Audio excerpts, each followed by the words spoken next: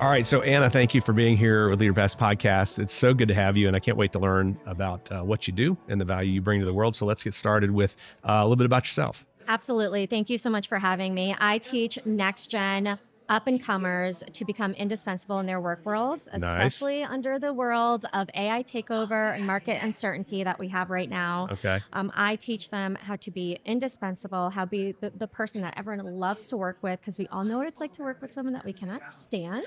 True. That's true. I teach them to be the person that companies cannot succeed without. And I believe the future of work is about going back to fundamentals. Okay. And my 3-part indispensable framework is about knowing how to manage mastering yourself, mastering your work, and mastering your relationships. Okay. When you master yourself, you have composure, temperament, even when you're triggered or pissed or feeling some type of way of how someone came at you. You have what I call effective authenticity. I do not believe in bringing your whole self to work. I know TikTok is telling all of our kids to do that. Do not do that. It doesn't work.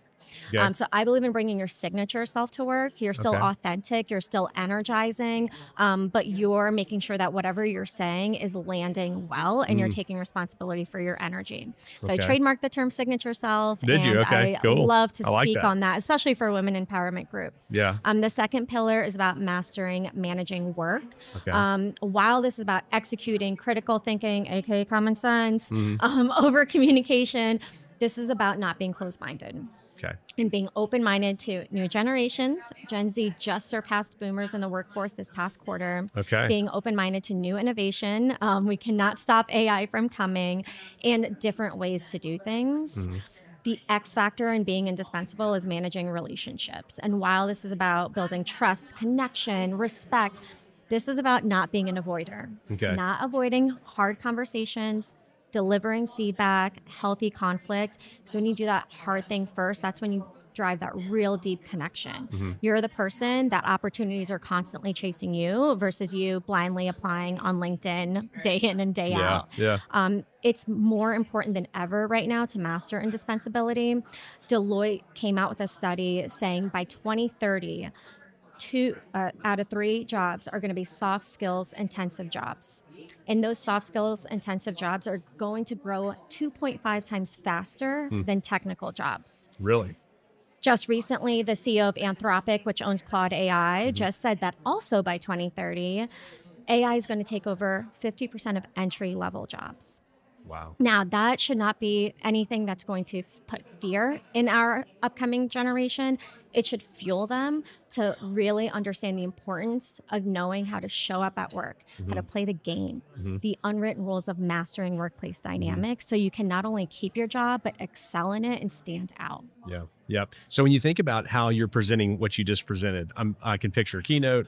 I could picture workshops really going deep, because generally speaking, it sounds like you got your work cut out for you, because you're saying things that I know people are hearing going, yes, please, yes. Who is your audience? So are you speaking to everybody, or are you speaking to Gen Z as they come in, or kind of a mixture of management, leadership, and entry? Next gen, so I'm bucketing that as Gen Z and millennials. Okay. Early career individual contributors that I can convert into emerging leaders. Okay. That population will set up a bench of A players ready to have that succession plan in place and ready to have your talent pipeline strong. It's hard to create leaders out of thin air.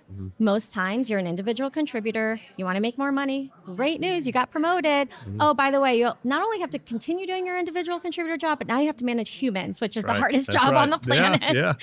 So I help companies create a bench of A players so that during all of this disruption and change and transformation in our society that's going to happen in the next 5 to 8 years, whether we like it or not, they are ahead of the game. They have talent, and they're grounded and forward facing to belly through the change and still drive strong EBITDA, high sales, and high customer satisfaction. So I created 3 programs. Yes, I do keynotes and workshops unveiling indispensability. Again, ideal audience is Gen Z millennials, high potentials. And brought in by the companies? Yes.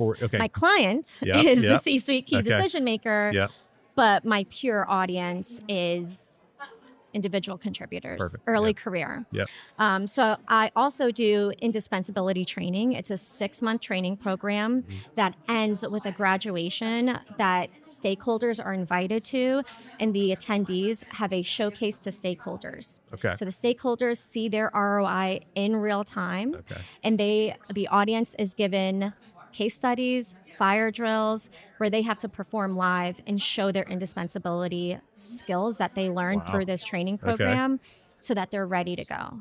The third product is the Indispensable Intern. So I created an intern readiness program, be it a crash course style presentation to companies, college, Greek life, or the comprehensive version of the program, which is 7 key lessons. And one differentiator there is I also teach them the company's core values so that they're bringing their culture to life, as well as learning some of the basics and best practices of things such as how to send an email, how to CC, the basics, who to CC, how to dress, how to network internally. All of the things that you and I kind of probably learned the hard way, or others may have learned from their professional parents, but I front load those skill sets. I do the heavy lifting for the companies so that the intern managers have to babysit less. And most importantly, the companies have a higher intern to conversion ratio. Interns that convert into employees are 71.5% higher chance of staying past year 1 than an outside hire. Which makes sense. I basically take already hired talent and I upskill them so that they can handle the high complexity problems that they're going to be facing in their environment, because AI is going to take over the low to medium complexity level problems too. That's great. The last service that I have is AMA with ANA. This is a private pay, affordable group coaching style virtual sessions where it starts with a bite-sized key lesson and then ask me anything. Q&A coaching style, because Gen Z, especially college students, they're presented to all day, every day. They go to college, they're being spoken to all the time. They have their own like internal dying question that they want to ask. And this is the opportunity to ask and get that coaching live while cross-learning from others and networking along the way. And would they engage directly with you, or would, once again, well, this is early stage. This is the private pay version of the indispensability. So you are what generation? I'm millennial. I'm 40. And then would that, what drove you into this? Because you were standing out to me as somebody who kind of gets it, but at the same time, most peers or maybe a little bit younger don't get it, or they don't understand this. So what brought you into this? Like, I'm going to make this happen. I'm going to help people with that. I did 5 internships early career myself. I paid my way cash through college. I worked at the Cheesecake Factory in Boca Raton in Houston. Nice, yes. It took me 7 years, and I wanted to be a news reporter. So I did internships after internship, and then eventually moved into PR, did an internship, and got hired. Over a series of jobs, I got a life-changing job where I helped build a dermatology group practice from 2 to 93 offices over a course of 10 years. Wow. I was the 11th employee when I started. When I left, there was 1,200. I built an award-winning culture, and at one point slashed turnover from 60 to 21%. But the truth is, I sucked in the beginning.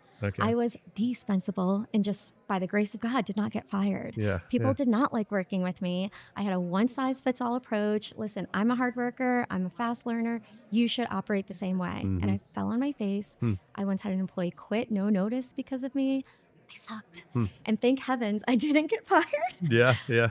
And I realized, wow, in order for me to keep my job and keep building and growing this organization, I need to turn it around. So I did a 180 and became a people leader. Went from head of ops to head of HR. And that's where I had that turnover, slashing from 60 to 21%. And we built truly an incredible culture that's still alive to this day. So did you just like dive into books or go to listen to people teach, or did you have mentors? Like practically, how'd you do that? Okay, I learned through failure is my first answer. That's a good answer. Learned through failure. Honestly, I just figured it out. I didn't give up. I worked my tail off. I worked till like 10, 11 o'clock at night. Listen, cry, wake up the next morning and keep going. I do have a few mentors in my life. Yeah. Vern Harnish, who's the author of Scaling Up. I met him in 2017, still in text message conversation with him till this day. John Ratliff, who I also met through Vern Harnish, and I'm doing a workshop with him in Westchester, PA in August. My former boss, Eric Schweiger, truly taught me so much, saw something in me, gave me a chance, and gave me my big break. Yeah. And I see something in Gen Z. I think they are so misunderstood, and I want to help them be successful with perhaps, you're going to learn through failure. Failure is the best teacher. Yeah. I don't want anyone to deliberately fail, but I just want to give them a little bit of a opportunity to have just softer speed bumps along the way. Sure. And teach them, they don't know what they don't know. And that's where I come in and teach them those like hidden rules, the unwritten rules of workplace dynamics, because I'm just a few years out from them. I get it. And they're our future, whether we like it or not. And I'm just here to make an impact and empower them. That's awesome. That's great. Especially during all of the change that we're about to undergo in our society in the next 5 to 8 years. Yeah, it's a big deal. Well, where do they find you? Like, what's your website or your LinkedIn, or what's the best way? Absolutely. Anna Welsh, ANAWELSH, ANAWELSH.com. I'm on LinkedIn, Ana Welsh, and Instagram, Ana Welsh Speaks. Awesome. Well, Anna, it's been a pleasure having you, and thanks for sharing. And I think it's awesome what you're doing. I think there's a big impact you're making. So thank you for being here. Yeah. All right.